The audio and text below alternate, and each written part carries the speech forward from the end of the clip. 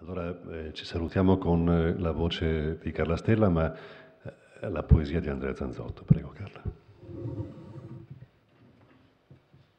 Presa da Galateo in Bosco.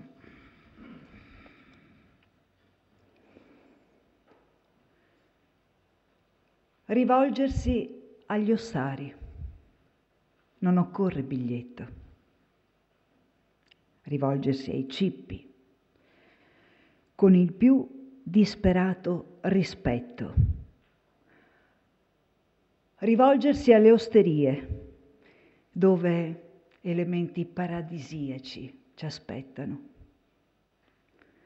Rivolgersi alle case, dove l'infinitudine del desio, vedila ad ogni chiusa finestra, sta in affitto. E la radura ha accettato più d'un frondoso colloquio ormai, dove,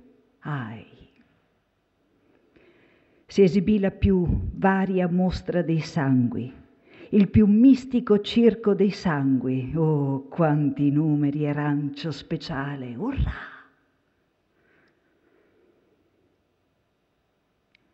Vorrei bucarmi di ogni chimica rovina per raccogliere tutti in anteprima nello specchio medicato di infinitudini e desii di quel circo, i fermenti, gli enzimi, dentro i succhi più sublimi dell'alba dell'azione in piena diana, e si va. E si va per ossari. Essi attendono, gremiti di mortalità lievi ormai, quai gemme di primavera, gremiti di bravura e di paura. A ruota libera si va. Buoni ossari. Tante morti fuori dal qualitativo divario, onde si sale a sicurezze di cippo, fuori dal gran bidone. E la patria bidonista che promette casette e campicello non li diede mai qui. Santità mendica, acquista. Hanno come un fervore di fabbrica gli ossari. Vi si ricevono ordini, ordinazioni eterne, vi si smista. All'asilo certi pazzi di guerra ancora vivi allevano maiali, traffici con gli ossari. Mi avete investito, lordato tutto, eternizzato tutto, un fiotto di sangue.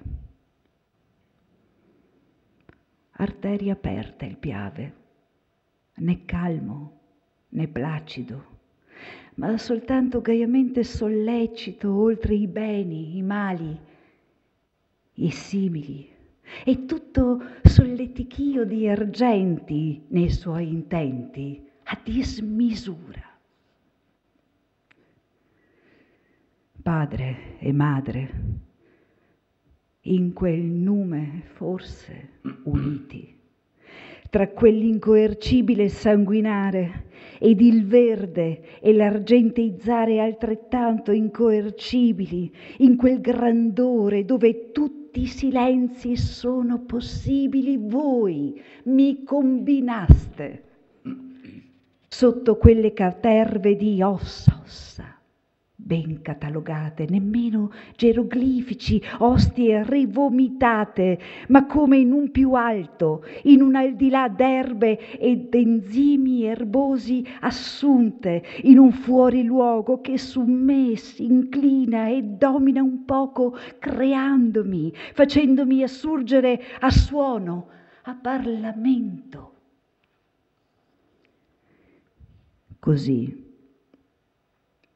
che per le balbuzie e le più ardue rime, quelle si addestrano e rincorrono a vicenda, io mi avvicendo, vado per ossari e cari stinchi e teschi mi trascino dietro dolcissimamente, senza o con flauto magico.